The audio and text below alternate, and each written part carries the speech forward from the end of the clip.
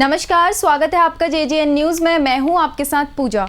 केंद्र सरकार द्वारा एक बार फिर रसोई गैस की कीमतें बढ़ाने से आम आदमी फिर महंगाई के नीचे दब गया है। केंद्र सरकार द्वारा लगातार महंगाई की जा रही है, जिससे आम आदमी की कमर टूट गई है। इसी कड़ी में आज नैनीताल में कांग्रेस कमेटी के अध्यक्ष अनुपम कबटवाल के नेतृत्व में कांग्रेस के कार्यकर्ताओं ने मलीताल रिक्शा स्टैंड पर केंद्र सरकार का पुतला फूंका।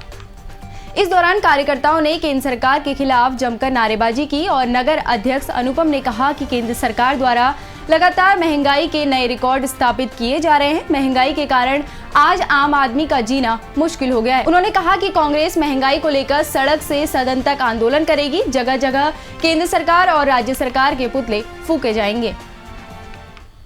आज हमारे राष्ट्रीय नेतृत्व के आह्वान पे पूरे देश में जो भाजपा सरकार द्वारा निरंतर गैस के दामों में वृद्धि की जा रही है। आपने देखा होगा व्यावसायिक सिलेंडर में 350 जो बहुत भारी वृद्धि मानी जाएगी। घरेलू हमारा जो आम जन है, जिससे हम भी प्रभावित हुए हैं, 50 रुपये की बढ़ोतरी इसमें इस माह फिर कर दी गई है।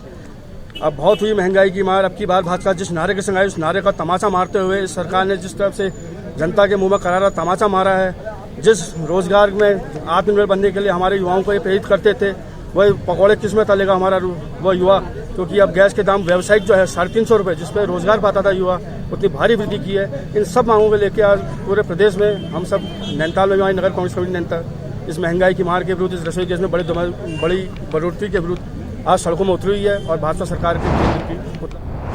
वहीं दूसरी ओर हल्द्वानी में गैस के दामों में बढ़ोतरी के विरोध में आज कांग्रेस कार्यकर्ताओं ने बुद्ध पार्क में जोरदार प्रदर्शन करते हुए केंद्र सरकार का पुतला दहन किया और गैस के बढ़े हुए दामों को तत्काल वापस लेने की मांग की। विधायक सुमित हृदयेश के नेतृत्व में प्रदर्शन कर रहे कांग्रेस कार्यकर्ताओं ने केंद्र सरकार पर लगातार महंगाई बढ़ाने का आरोप लगाया। वहीं महिला कार्यकर्ताओं ने भी लकड़ी के चूल्हे में खाना बनाकर विरोध जताया। साथ ही विधायक सुमित हृदयेश ने सर पर सिलेंडर रखकर प्रदर्शन भी किया। उन्होंने कहा कि होली के त्योहार से ठीक पहले सरकार ने जनता के ऊपर महंगाई का बोझ रख दिया है। रसोई गैस देखिए, सरकार को शर्म आनी चाहिए कि जिस तरीके से ये निरंतर चाहे गैस के दाम हो या किसी के दाम हो, आज रसोई गैस में जो उन्होंने 50 रुपये की बढ़ोतरी करी है, बहुत ही जिसे कहते हैं कि दुखदायी है। आज हम लोगों ने यहाँ पर जिसे कहते हैं कि सिलेंडर को रख के और हमने जो आग जलाई और पुतला जलाया है, आज हमने मुख्यमंत्री का, सरकार का, केंद्र सरकार का, और हम इस माध्यम से जानना चाहते हैं कि जिस तरीके से आम जनता के साथ कुठारघात कर रहे हैं और पूरी हिटलरशाही जो है कि हिटलरशाही के फैसले ले रही है, आज हम लोगों ने इसका विरोध किया और ऐसा निरंतर चलता रहेगा।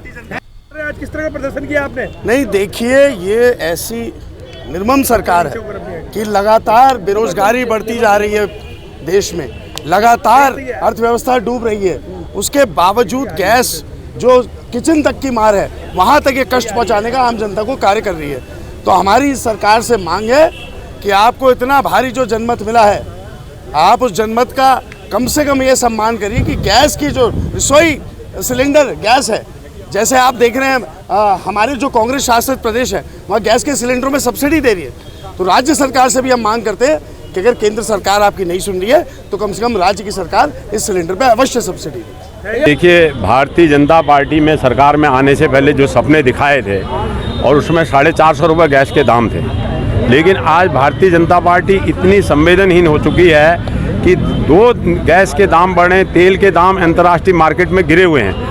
मनमोहन सरकार में $140 प्रति बैरल तेल के दाम थे, आज वो 72 रुपये हैं। लेकिन आज हमारी सरकार अदानी और अंबानी को लूटने का पूरा लाइसेंस दे रखा है। तो गैस एजेंसी भी उसी का हिस्सा है। लेकिन आज पूरे कांग्रेस जन पूरे प्रदेश में और देश में सरकार का विरोध कर रहे हैं। इस लड़ाई को हम लास्ट तक जारी रखेंगे और ये संवेदनहीन जो सरकार है उसकी आंखें खोलने के लिए काम करेंगे। कांग्रेस ने जहां विकास छोड़ा था, वहां Bharatiya Janata party gas cylinders जो हमारा विकास का प्रतीक हुआ करता था, वहां से लेकर अब चूल्हा जलाने के लोगों की नौबत आ गई। तो पाषाण युग पे लेकर के चले जाने की कोशिश कर रहे हैं भारतीय जनता पार्टी के लोग। और जो लोग ऊपर जा रहे हैं फर्जी तरीके से पैसा कमा रहे हैं, उसमें से अडानी है, उसमें से ऐसे कई चेहरे हैं जो भारतीय जनता पार्टी को बहुत प्रिय हैं। तो भारतीय जनता पार्टी इस देश को पाषाण युग की तरफ ले जा रही है। ये तो अब लोगों को सोचना पड़ेगा कि वो किस तरह की भविष्य में इस पार्टी को कितने वोट दें और कितने चुने। अगर ऐसा ही होता रहेगा तो मैं ये समझता हूँ कि बहुत ज़्यादा समय नहीं लगेगा इस देश को गर्त में जाने में।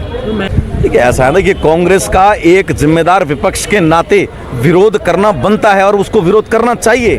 बट अब ये जनता को भी देखना है कि अति हो गई है। 300 रुपए का सिलेंडर हम छोड़ करके गए थे, आज वही सिलेंडर 1200-1300 रुपए का हो गया है। तो आप समझ लीजिए कि विकास कहाँ को जा रहा है। एक छोटा सा चेक होता है, चेक में भी लेते हैं, जीएसटी में भी पैसा, इसमें टैक्स, उसमें टैक्स, कुछ नहीं हो तो चालान जबरदस्ती के लोगों के घरों में गाड़ी के चालान भेज दे रहे हैं। तो ये तो सभी सरकार में हो रहा है। इनके पास कोई नीति तो है नहीं, कोई उद्योग लगाने की कोई क्षमताएं तो है नहीं, किस तरह से पैसा उगाएं वो क्षमता है नहीं। तो इसी तरह लोगों की बैक डोर से जेब काट करके अपने खजाने को दिखा रहे हैं कि हम बहुत अमीर हो गए। जीएसटी ने पूरा देश बर्बाद कर दिया, ये सिलेंडर ने लोगों के घरों के बजट बिगाड़ दिए। तो ये थी हमारे संवाददाता दीपक अधिकारी और दीप्ति बोरा की रिपोर्ट। बाकी की तमाम खबरों के लिए आप बने रहिए JJN न्यूज़ के साथ। धन्यवाद।